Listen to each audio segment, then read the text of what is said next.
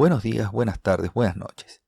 El dibujo que ven es una representación clásica de la diosa Gea, o como se la denomina popularmente en la actualidad, Gaia.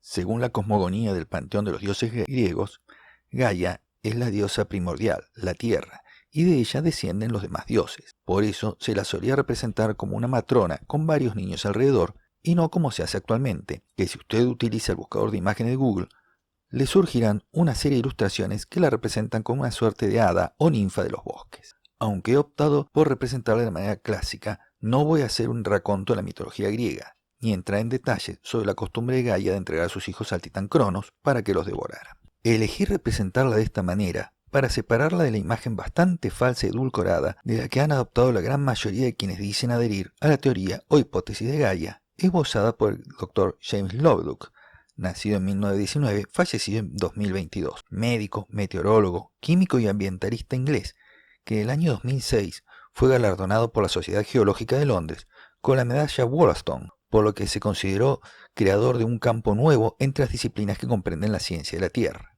la ciencia del sistema de la Tierra.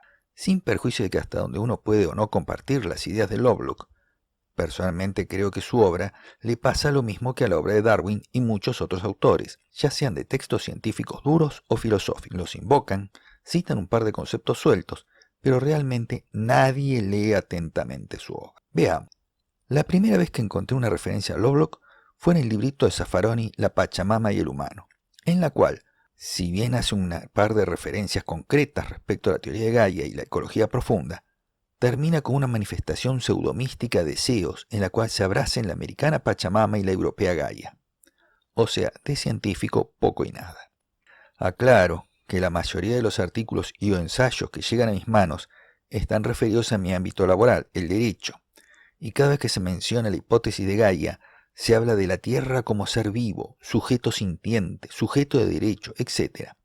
Pero ni por accidente pretenden encontrar ahí alguna referencia biológica o geológica que fundamente dichas afirmaciones. Lo dijo un científico ecologista en su momento y es dogma, punto. Tanto se hacía referencia a la obra de Lovelock que me dije que debía leer algo de este buen hombre. Así que me bajé en mi tablet La venganza de la Tierra, publicado en el 2020. Con mucho temor tragué saliva y me preparé para encarar lo que me temía una de pseudocientíficas afirmaciones New Age con algún trazo de aborigenismo o mantras hinduistas. Tengamos en cuenta que Lovelock era inglés. Sorpresa de sorpresas. Ya desde los primeros párrafos. Para Lovelock, la Tierra no es un ser vivo, no al menos en el concepto que generalmente tenemos de vida, sino que es un sistema en el cual se combinan la biosfera y las capas geológicas para mantener una temperatura equilibrada.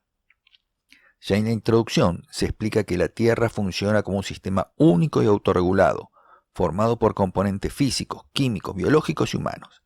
Las interacciones y flujos de información entre las partes que lo componen son complejos y exhiben gran variedad de sus múltiples escalas temporales y espaciales, y eso es precisamente Gaia. Entonces, para mis queridos creyentes en la ecología mágica, la hipótesis de Gaia no se trata sobre una hadita rodeada de flores deprimida porque se murió un pingüino, sino que deriva de la teoría general de sistemas y considera nuestro planeta en un todo, un único sistema complejo, cuyo objetivo es mantener una temperatura constante entre determinados márgenes. De hecho, para el sistema, si es necesario que se extingan los pingüinos, mala suerte, su objetivo es mantener cierta temperatura. Refiriéndose a su propia teoría, Lovelock dirá: digo que Gaia es un sistema fisiológico porque parece tener el objetivo inconsciente de regular el clima y la química de forma que resulten adecuados para la vida. Sus objetivos no son fijos, sino que se ajustan al medio ambiente de cada momento y se adaptan a las formas de vida que alberga en cada época. Debemos pensar en Gaia como un sistema integral formado por partes animadas e inanimadas. Y expresamente hará esta aclaración. Se habrá dado cuenta que utilizo la metáfora de la Tierra viva al hablar de Gaia, pero no quiero decir con eso que considere que la Tierra está viva de un modo consciente, y ni siquiera viva en el sentido de lo que está un animal o una bacteria. Aclarado entonces este punto respecto a nuestro planeta, no es un ser vivo en sí, sino un complejo sistema dentro del cual se ha desarrollado la vida, y en realidad la biosfera es solo uno más de sus componentes. Veamos ahora algunas cuestiones. Lovelock centra como principal problema ecológico, por no decir que es el único, el calentamiento global. Según él, desde que se inventó el fuego y se quemó el bosque para cazar, el ser humano dejó de ser un animal e inició la demolición de la tierra, desperdiciando la energía por un mal uso y superpoblándola. Pero, aclara, la civilización colapsaría si de golpe dejamos de usar energía. Llegamos a un punto de no retorno, donde ya no es posible buscar una vía de desarrollo sustentable. Para Lovelock, solo es posible una retirada sustentable. Textualmente dirá: yo soy un verde y me encuentro entre sus filas, pero ante todo soy un científico. Por eso es por lo que ruego a mis amigos ecologistas que reconsideren su ingenua fe en el desarrollo sostenible y las energías renovables, y que abandonen la creencia que con ellas y con políticas de ahorro de energía basta para solucionar el problema que nos enfrentamos. Más importante todavía es que abandonen su obstinado rechazo de la energía nuclear. Increíble, ¿verdad? El principal referente de la ecología profunda reniega de la energía eólica, la solar y los cultivos naturales, proponiendo un uso racional de la energía nuclear, y afirmará que resulta imprescindible, para alimentar a la cantidad de seres humanos que actualmente habitan el planeta, continuar usando cultivos debidamente abonados, usando racionalmente los pesticidas e insecticidas necesarios. Pero sí deben dejar de ampliarse las superficies cultivables. Propone que se intensifiquen los cultivos y cría animales en los lugares que ya están destinados a ello, y que se dejen los bosques y desiertos tal como están. Critica la energía eólica. Es un sistema caro e ineficiente. La intermitencia de los vientos implica que en el mejor de los casos, las turbinas solo producen energía un 25% del tiempo. Durante el 75% restante, la electricidad proviene de centrales de reserva de combustibles fósiles. La eólica apenas brinda un porcentaje entre el 1 y el 3% de la energía necesaria, resultando totalmente dañina para los sistemas. Cita como ejemplo que por la política energética de la Unión Europea, Alemania reducirá aún más su limitado campo virgen para instalar 17.000 turbinas de viento.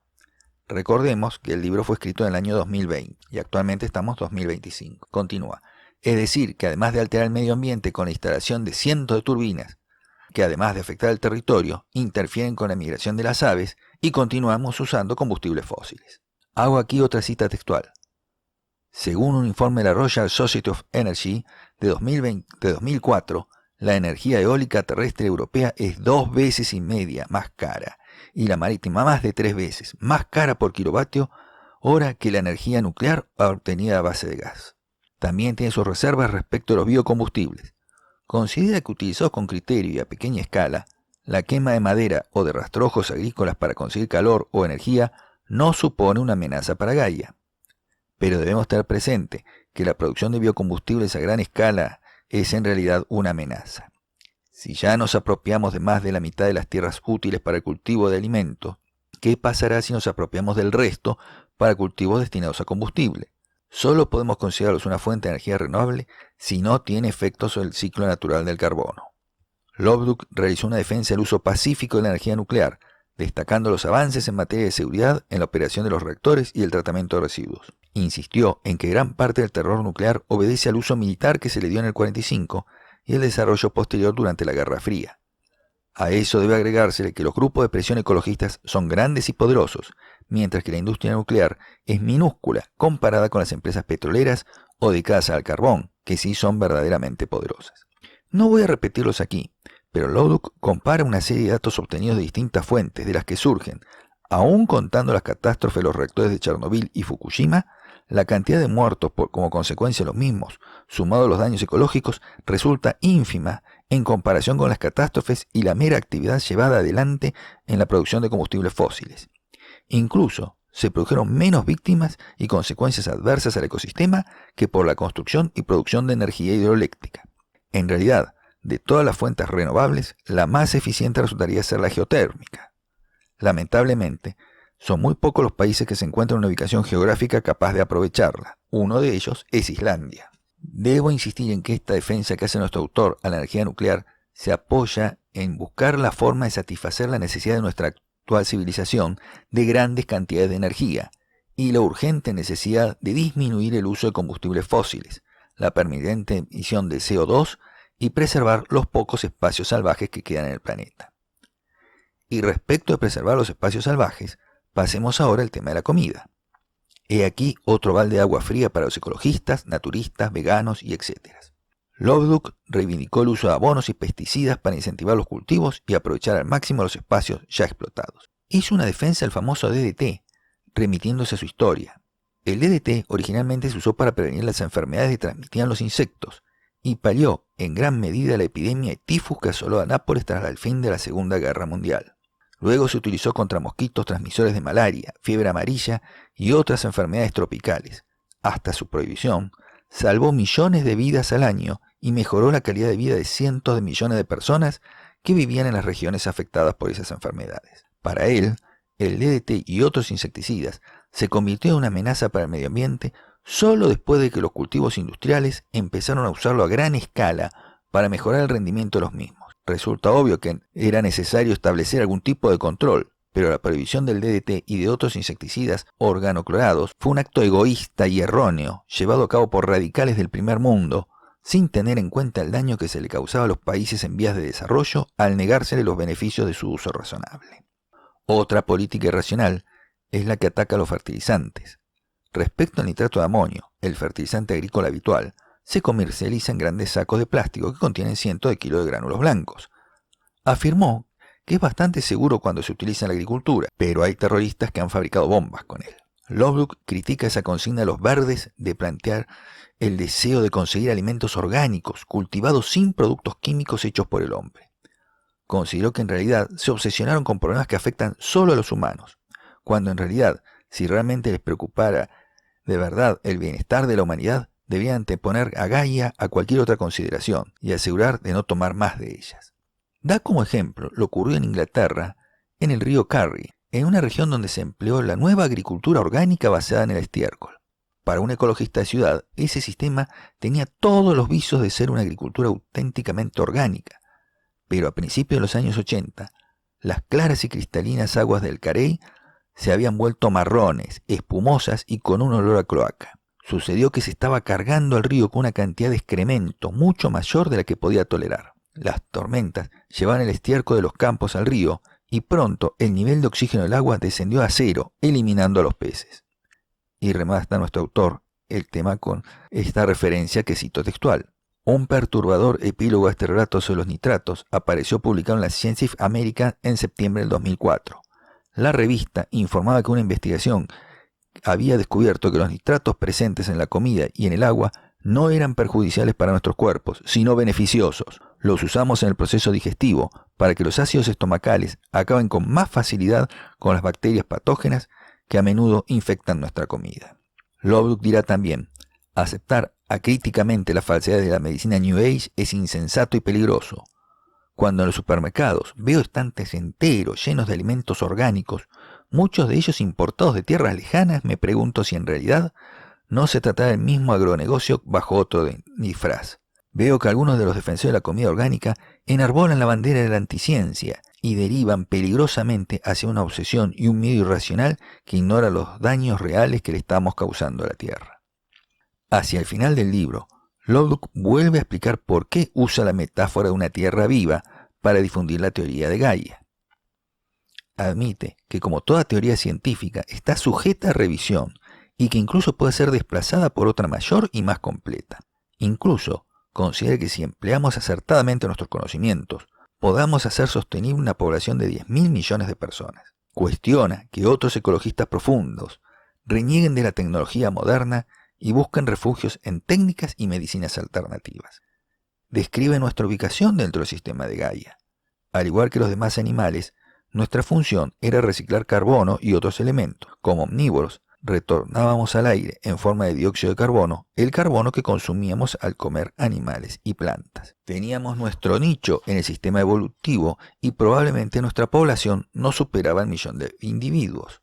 Sin embargo, crecimos demasiado. Para difundir su teoría respecto del gran sistema Tierra, insiste en la metáfora de Gaia, para conseguir que se difunda la comprensión de la verdadera naturaleza de la Tierra, que en llegado el momento no durará como otras deidades tales como Kali y Némesis en castigar cruelmente a su propia progenie.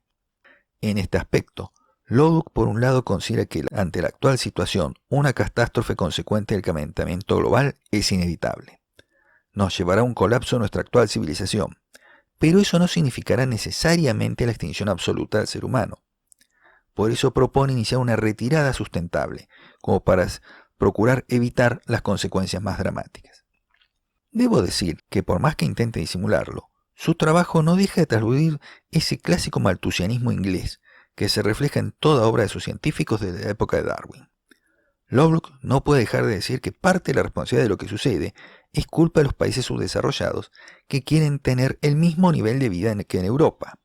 Tal vez debería recordar, o haber recordado, ya que falleció, que en Londres, hasta la Segunda Guerra Mundial, había barrios que solo tenían iluminación a gas, erradicándose la misma de la iluminación pública recién en el año 1968, mientras que en las principales ciudades de todo el continente americano prevalecía la luz eléctrica.